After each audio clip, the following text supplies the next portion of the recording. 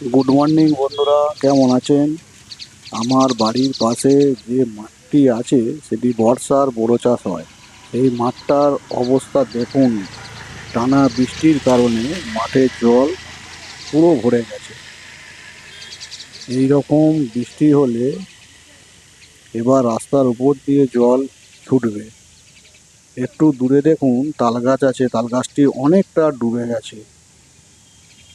চারিদিকে পুরো জল হয়ে আছে। ধান গাছ পুরো নষ্ট হয়ে গেছে।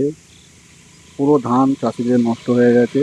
আবার নতুন করে ধান বীজ রুইতে হবে আবার। ভিডিওটি ভালো লাগলে অবশ্যই চ্যানেলটি সাবস্ক্রাইব করুন এবং লাইক কমেন্ট শেয়ার করবেন আরও 5 জনকে দেখার জন্যে। আশা করি ভিডিওটি ভালো লাগলে অবশ্যই চ্যানেলটি সাবস্ক্রাইব করবেন।